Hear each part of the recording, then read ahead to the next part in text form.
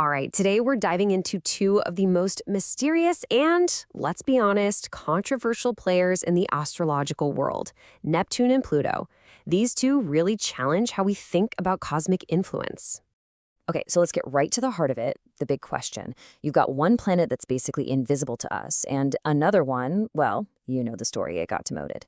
So the real head scratcher is, how can these guys possibly affect us down here on Earth? That's what we're going to unpack. So, first things first, you gotta realize that Neptune and Pluto are the new kids on the block, astrologically speaking. I mean, they were only discovered pretty recently. For thousands of years, ancient astrologers were doing their thing without even knowing these two existed.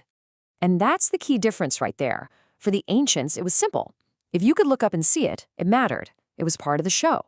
But Neptune and Pluto? You can't see them with the naked eye. No way. So that creates this huge puzzle, right?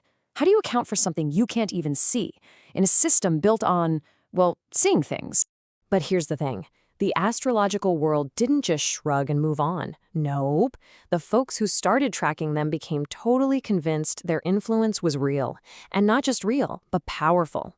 They started seeing their effects in big world events, in people's lives. So you have to ask, what were they seeing? Okay, let's tackle Neptune first. Think about anything that's kind of foggy, dreamy, hard to pin down. That's Neptune's territory. It's all about the stuff that exists just beyond our immediate grasp, the world of the unseen. And the key thing to get about Neptune is that it's got two sides to it. It's a real double-edged sword. On one hand, it's all about our biggest dreams, our creativity, our spiritual side. But flip that coin and you get illusion, confusion, even deception. It's like a beautiful fog. It can be magical and inspiring, or it can get you completely lost. And when you look at what falls under Neptune's rule, it's pretty wild. You've got the big abstract stuff like dreams and secrets, but then you've also got physical things that are just as slippery, you know?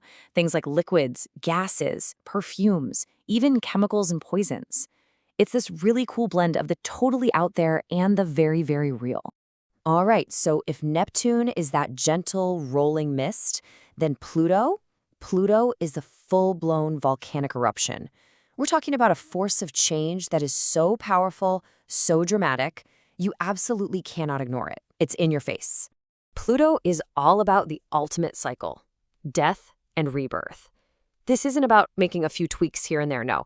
This is about burning the whole thing down to the ground, tearing it down to the studs, just so something completely new and way stronger can rise from the ashes.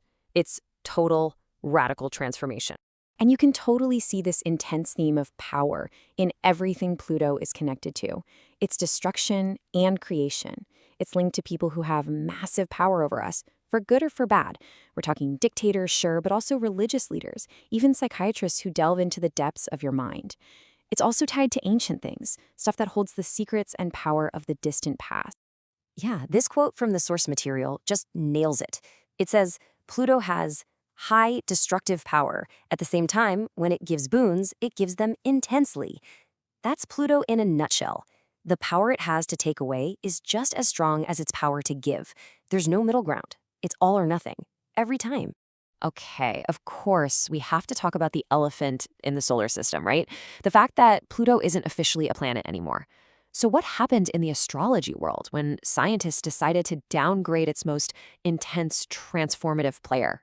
And here's the date it all went down, August 24th, 2006.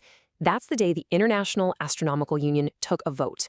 And based on their rules about size, its orbit, and clearing its neighborhood, Pluto was out, reclassified as a dwarf planet. And for science, that was it, story over. But for astrologers, that vote meant, well, pretty much nothing. And this is where you see the two worlds really split. You see, astronomers care about the what, the physical facts, the classification. Astrologers, though, they care about the how. How does it affect us? What does it do?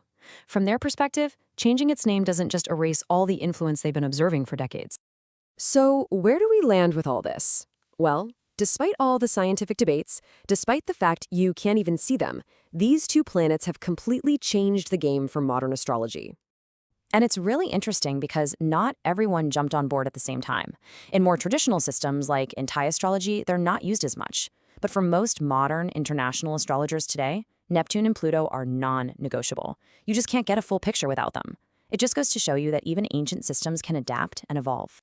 And in the end, for so many astrologers, it just comes down to what they see with their own eyes. The author of our source material basically says, look, I can confirm that these two planets have a real influence. The effects are clear. For them, the proof isn't some label from a science committee. The proof is seeing the patterns over and over again in real life. It's all about the impact.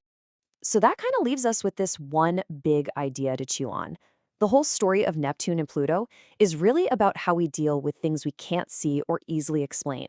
And it makes you wonder, right? Whether you're into astrology or not, what other invisible forces are out there quietly shaping our lives every single day?